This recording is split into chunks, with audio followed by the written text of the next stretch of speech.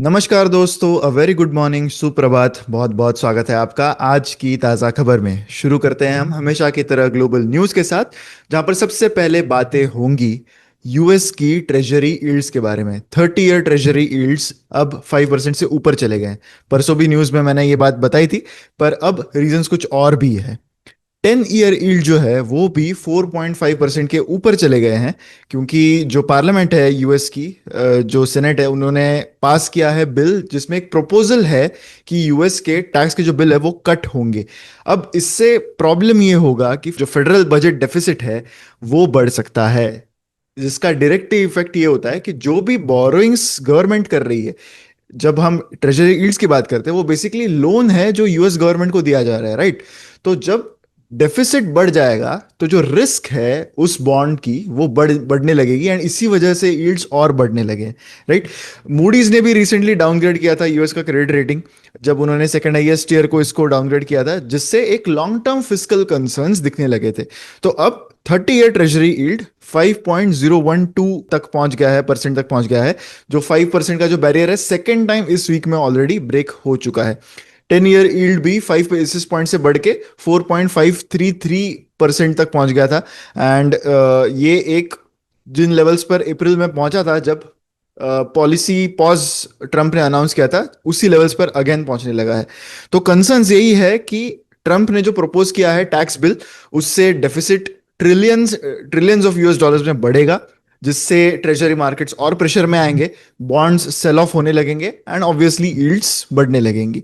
कुछ रिपब्लिकन्स जो है उन्होंने अपोज किया है बिल को, अनलेस उसमें स्टेट और लोकल डिडक्शंस आए, so they are going to oppose it. Rising deficit से ट्रेजरी सप्लाई इंक्रीज हो जाएगा, बॉन्ड प्राइसेस कम हो जाएंगे, एंड यील्ड्स ऑब्वियसली हायर हो जाएंगे। एंड रे डालियो जो है, very prominent name in US markets, उन्होंने ये वार्न किया है कि क्रेडिट रेटिंग एजेंसीज जो है, मूडीज जैसे, वो अंडर एस्टिमेट कर रहे हैं risk of the US printing money to repay debt. And इससे बॉन्ड होल्डर के जो रिटर्न्स है वो और भी इरोड हो सकते हैं। राइजिंग लॉन्ग टर्म यील्ड से बोरिंग कॉस्ट बढ़ेंगी, मॉर्गेज रेट्स बढ़ेंगे, तो this also does not board well for the normal US consumer. तो ये सारी चीजें करंटली हो रही है, एंड ये सारी चीजें एक इलेक्टोरल प्रॉमिस था ट्रम्प का, तो अगर वो एक्चुअली इस पर डिलीवर करते हैं तो प्रॉब्लम्स फिस्कल साइड पर, फेडरल डेफिसिट साइड पर काफी ज्यादा हो सकती है। अगली न्यूज है रिगार्डिंग यूके's इन्फ्लेशन नंबर, जो जंप हो गया है to higher than expected of 3.5% for the month of April. तो यूके, मोर और लेस एक्सपेक्टेशन ये था कि अब पिछले महीने के अगर हम नंबर्स देखें तो तब 2.6% था, तो वहां से 3.5%, ये एक बहुत बड़ा जंप है। तो ये जो डेटा रिलीज हुआ है, इसके अकॉर्डिंग जो मोर और लेस इकोनॉमिक फोरकास्ट था, रॉयटर्स का इकोनॉमिक पोल था, उसके अराउंड 3.3% तक आना चाहिए था। बैंक ऑफ इंग्लैंड का अर्लियर प्रोजेक्शन था 3.4 का, तो उससे भी ज़्यादा है, 3.5% पर ये इन्फ्लेशन के नंबर्स आए हैं। मेनली गैस, इलेक्ट्रिसिटी, वाटर, ये सारे प्राइजेस इंक्रीज होने की वजह से मेनली ये इन्फ्लेशन राइज यहाँ पर दिखा है। बैंक ऑफ इंग्लैंड ने अर्लियर प्रेडिक्ट किया था कि पीक इस साल का 3.5% होगा, वो पीक ऑलरेडी पहुंच चुका है। कुछ बैंक ऑफ इंग्लैंड के ऑफिशियल्स ने क्वेश्चन किया है कि एजम्पशंस कि जो राइजिंग इन्फ्लेशन है उसके लॉन्गर टर्म इफेक्ट्स नहीं होंगे, क्योंकि बैंक ऑफ इंग्लैंड का खुद का ये एजम्पशन था कि things are under control. But it seems कि हो सकता है कि जिस रेट से उन्होंने रेट कट किया है, क्योंकि हम यूरोपियन इकोनॉमी में मोर और लेस देख रहे थे कि most of the central banks वो थोड़े एग्रेसिव थे टुवर्ड्स रेट कट। तो क्या ये बढ़ता हुआ इन्फ्लेशन, अभी तो खैर ये एक ही महीने का इन्फ्लेशन नंबर बहुत ज्यादा आया है, बट इफ दिस परसिस्ट तो हो सकता है कि जिस रेट कट के साइकिल से ये यूरोपियन कंट्रीज जा रही थी, वो शायद थोड़ा सा ज्यादा एग्रेसिव रहा होगा, एंड इसी वजह से may be inflation might be coming back. तो इंटरेस्ट रेट्स के जो फ्यूचर्स है वो दे आर शोइंग कि एक 85% प्रोबेबिलिटी है कि बैंक ऑफ इंग्लैंड जो अपने रेट्स है वो ऑन होल्ड रखेगा। तो हो सकता है एक और रेट कट तुरंत बैंक ऑफ इंग्लैंड की तरफ से ना आए। फ्यूअर देन 0.25 रेट कट्स जो है वो प्राइस्ड इन है बाय द एंड ऑफ 2025। तो ऑलरेडी थोड़े इंडिकेशंस इकोनॉमिस्ट्स दे रहे हैं कि हो सकता है और ज्यादा रेट कट्स बहुत इस साल बैंक ऑफ इंग्लैंड नहीं कर पाएगा। इंडियन इकोनॉमी न्यूज की बात करते हैं, जहां पर सबसे पहली बात है रिगार्डिंग आरबीआई। तो आरबीआई जो है वो उन्होंने काफी सारा लिक्विडिटी इंजेक्शन किया है पिछले कुछ महीनों में, लगभग $100 बिलियन का लिक्विडिटी इंजेक्शन हुआ है। तो हो सकता है कि आगे ये पेस जो है वो स्लो डाउन हो जाए, ऐसा इंडस्ट्री एक्सपर्ट्स का कहना है। तो RBI is expected to slow liquidity infusion. अब तक दिसंबर से अगर हम देखें तो 8.57 लाख करोड़ का लिक्विडिटी इंजेक्शन उन्होंने सिस्टम में लाया है। अब जो स्लो डाउन है वो एंटिसिपेटेड है, क्योंकि एक अपकमिंग लार्ज सरप्लस ट्रांसफर होगा टू द गवर्नमेंट, तो इसके बाद शायद उतनी जरूरत ना पड़े लिक्विडिटी इंजेक्शन की टू द इकोनॉमी। आरबीआई ने लास्ट जो scheduled open market bond purchase था वो मंडे को किया, एंड आगे उन्होंने और फर्दर ओपन मार्केट ऑपरेशंस जो है वो अनाउंस नहीं किए हैं।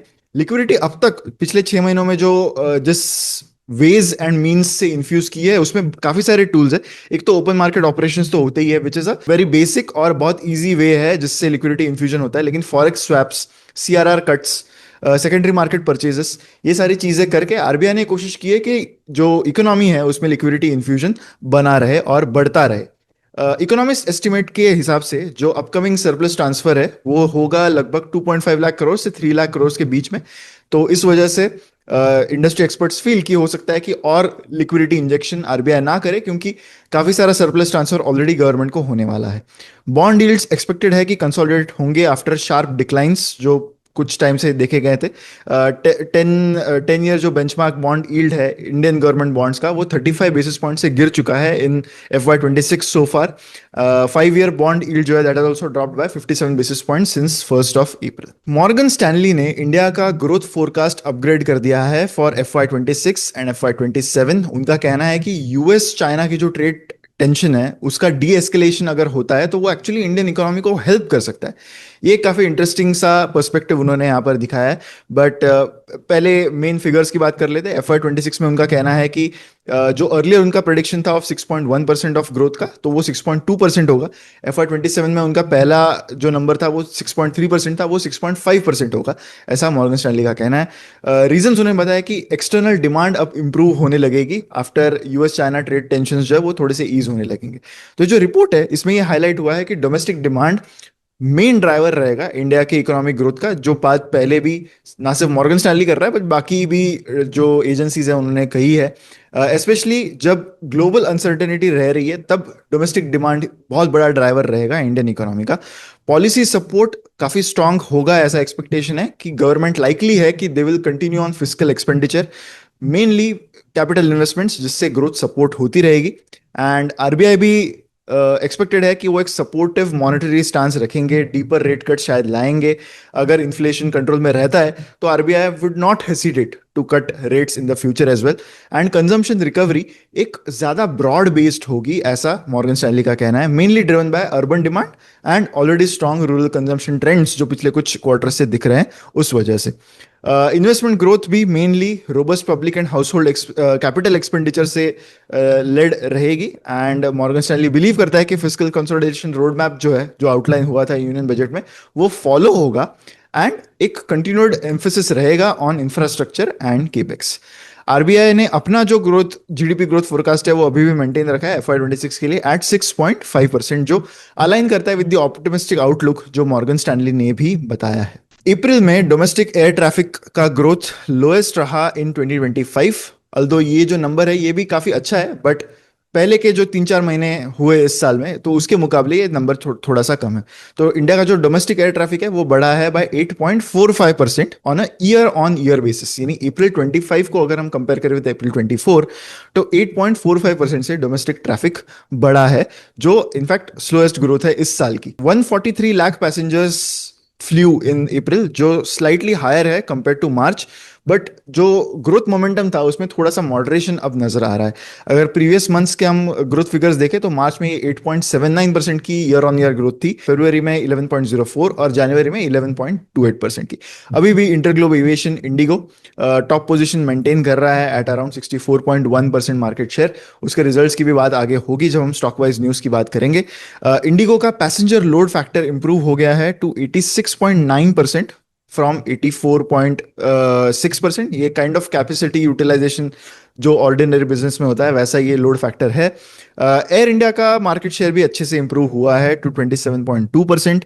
एयर इंडिया का लोड फैक्टर अराउंड 83.3% का है। Akasa Air still continues to hold a moderate market share of around 5%, जो स्टेडी रहा है कुछ समय से। And SpiceJet continues to lose market share in this sector. अब बढ़ते हैं स्टॉक वाइज न्यूज की ओर। सबसे पहले हम बात करेंगे इंडसइंड बैंक के बारे में। तो कॉर्पोरेट गवर्नेंस से रिलेटेड जो भी चीजें बुरी हो सकती है वो सारी ही चीजें इस बैंक के साथ बुरी हुई है in the last few months. कल रिजल्ट देने के बाद इंडसइंड बैंक का ये कहना था कि they have been affected by fraud. बहुत सारी इंटरेस्टिंग चीजें यहाँ पर बताई गई। इंडसइंड बैंक के जो बोर्ड है उन्होंने बताया है कि उन्होंने आरबीआई को बताया कि जून एंड तक वो नए सीईओ को पिक करेंगे। तो अब वो एक एडवांस स्टेज में है of selecting the next MD and CEO of the bank, ऐसा स्टेटमेंट उन्होंने आरबीआई को बताया है। एंड बैंक का ये प्लान है कि वो सीईओ रिकमेंडेशन आरबीआई को उनकी डेडलाइन से पहले दे। Deadline is 30 June 2025। बोर्ड ने कॉन्फिडेंस एक्सप्रेस किया है कि ये प्रपोजल सबमिट होगा अहेड ऑफ द टाइमलाइन, जिससे मैनेजमेंट की कंटिन्यूटी एंड स्टेबिलिटी जो है वो इंश्योर हो पाएगी।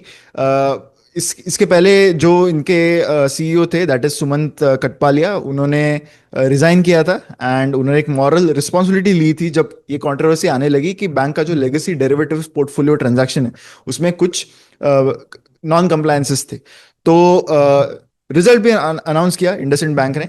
उन्होंने नेट लॉस रिपोर्ट किया है of around 2300 crore in Q4 of FY25। मोर और लेस एक्सपेक्टेशन थी कि बहुत बुरा रिजल्ट होगा, क्योंकि एक प्रोविजन जो उन्होंने नहीं ली थी वो उनको एनीवे अकाउंट फॉर करनी पड़ी। तो प्रोविजंस लगभग 2400 करोड़ के आसपास कंपनी ने इस क्वार्टर में अपने बुक्स में ली है। तो ये इनका फर्स्ट क्वार्टरली लॉस है nearly 20 years। So it's not a very good time for IndusInd bank right now, but they have no one else to blame but themselves, क्योंकि ऐसे कॉर्पोरेट गवर्नेंस इश्यूज पिछले 2-3 महीनों में इतने सारे देखे गए हैं इस बैंक में। एंड जो लॉस का रीजन भी बैंक ने बताया वो मेनली ये डेरिवेटिव अकाउंटिंग इश्यूज की वजह से, एंड माइक्रो फाइनेंस बुक में भी ऑलरेडी स्ट्रेस है कंपनी का। तो सारी ही प्रॉब्लम्स उनके लिए एक साथ यहाँ पर आती हुई दिख रही है। इंटरग्लोब एविएशन यानी इंडिगो के Q4 रिजल्ट्स कर डिक्लेयर हुए। Profit has increase by 62%। बहुत ही अच्छे रिजल्ट्स कंपनी ने रिपोर्ट किए कल, mainly on account of Mahakumbh demand and कुछ कॉस्ट कंट्रोल के जो मेजर्स कंपनी ने लिए, उस वजह से दे रिपोर्टेड रियली गुड नंबर्स। तो ये जो आंकड़ा है नेट प्रॉफिट का इस सिंगल क्वार्टर के लिए, that has increased, that has gone up by more than 3000 crores। so 3000 crores से भी ज्यादा नेट प्रॉफिट कंपनी ने रिपोर्ट किया है इस क्वार्टर में। प्रॉफिट का सर्च मेनली ट्रैवल डिमांड जो महाकुंभ की वजह से हुई प्रयागराज में, उसकी वजह से, एक्सटेंडेड वेडिंग सीजन, इसके अलावा जो ग्राउंडेड एयरक्राफ्ट होते हैं जो करंटली यूज में नहीं है वो बहुत कम रहे इस क्वार्टर में। एंड कॉस्ट कंट्रोल भी बहुत इफेक्टिव रहा कंपनी के लिए। तो ये सारी चीजों की वजह से their profit has increased substantially in this quarter। अगर हम full year FY25 की बात करें तो consolidated net profit 7000 करोड़ से भी ज्यादा रहा। एंड जो कंपनी के सीईओ है उन्होंने नोट किया है कि एक टेम्पररी मॉडरेशन दिखा है डिमांड में during H1 of FY25 due to elections and heat wave, यानी first half of financial year 25 में दिखा था। तो वो काफी हद तक नॉर्मलाइज हो गया by the third and fourth quarter. तो Q4 में highest number of passengers ever served in any quarter company ने रिपोर्ट किए, along with the highest ever Q4 profit since company's inception। And overall अगर हम चीज़ों की बात करें तो 67 एयरक्राफ्ट उन्होंने ऐड किए FY25 में। कैपेसिटी ग्रोथ फॉर FY26 भी एक्सपेक्टेड है कि लो डबल डिजिट्स में रहेगी। जब कंपनी को पूछा गया about operational disruptions because of Pakistan airspace closure, तो वो काफ़ी मिनिमल है ऐसा कंपनी का कहना है, क्योंकि बिकॉज पाकिस्तानी एयर स्पेस में फ्लाइट्स जा नहीं पा रही थी तो इससे एयर टाइम भी बढ़ने वाला था, फ्यूल भी बढ़ने वाला था, फ्यूल पे जो एक्सपेंसेस होते हैं वो बढ़ने वाले थे। पर कंपनी का कहना है कि अराउंड 2200 डेली फ्लाइट्स में से सिर्फ 34 फ्लाइट्स इससे अफेक्ट हुई है। एंड इससे हार्डली एक 20 एक्स्ट्रा मिनट्स का फ्लाइंग टाइम हुआ है। जो कंपनी के सीएफओ है उनका ये कहना था कि ट्रैवल डिमांड अप्रैल में भी काफी स्ट्रांग रही, बट पहलगाम के टेररिस्ट अटैक के बाद ये थोड़ी सी डिक्लाइन हुई है। कुछ कैंसिलेशंस भी यहाँ पर देखे गए हैं। एंड इंडिगो अपना इंटरनेशनल फुटप्रिंट और बढ़ाने की कोशिश कर रहा है। अब वो लॉन्गर हॉल मार्केट्स में जाने की कोशिश कर रही है, यानी जो फ्लाइट्स का ड्यूरेशन काफी ज्यादा बड़ा और लंबा होता है उसमें। तो इसी के साथ उन्होंने first long haul route launch किया है बिटवीन मुंबई एंड मैनचेस्टर, जो 1 जुलाई से स्टार्ट होगा। तो लॉन्ग हॉल फ्लाइट्स में भी अब IndiGo is going to enter. NTPC green ने अपने Q4 रिजल्ट्स कल अनाउंस किए। अदर इनकम बढ़ने की वजह से कंपनी का नेट प्रॉफिट काफी ज्यादा बढ़ा है, मार्जिन एक्सपांड हो गया है टू 90%। तो एनटीपीसी ग्रीन एनर्जी जो रिसेंटली लिस्टेड एनटीपीसी की सब्सिडरी है, इनके शेयर्स भी कल रिजल्ट के बाद काफी बढ़े। Q4 में नेट प्रॉफिट कंपनी का काफी अच्छे से सर्ज हुआ है टू 233 करोड़, जबकि पिछले साल के सेम क्वार्टर में ये 81 करोड़ था। तो मेनली उसका रीजन है अराउंड 129 करोड़ का एक अदर इनकम, जो लगभग ट्रिपल हो गया है on a year on year basis. Revenue की अगर हम बात करें तो 22.5% का ग्रोथ है, जबकि एबिडा में 28% का ग्रोथ दिखाई दिया है Q4 में। दिसंबर क्वार्टर के एंड तक कंपनी के 3.3 गीगावाट्स के इंस्टॉल्ड कैपेसिटी है, 5.9 गीगावाट्स अंडर कंस्ट्रक्शन है एंड 10.8 गीगावाट्स के प्रोजेक्ट जो है उसके बिड्स कंपनी जीत चुका है या वो बायलैटरल एग्रीमेंट्स के थ्रू एग्जीक्यूट होने वाले हैं। एनटीपीसी ग्रीन एनर्जी का एम है to commission 40 gigawatts of capacity by FY 32। वो टारगेट कर रहे हैं कि टोटल रिन्यूएबल एनर्जी का पोर्टफोलियो उनका 60 गीगावाट्स का हो जाए, एंड वो 14 गीगावाट्स जो पम्प्ड हाइड्रो कैपेसिटी के थ्रू भी ऐड करना चाहते हैं in the next 6 to 9 years. NTPC जो पेरेंट कंपनी है इस एनटीपीसी ग्रीन कंपनी की, उसका अभी भी 89% स्टेक है एनटीपीसी ग्रीन में।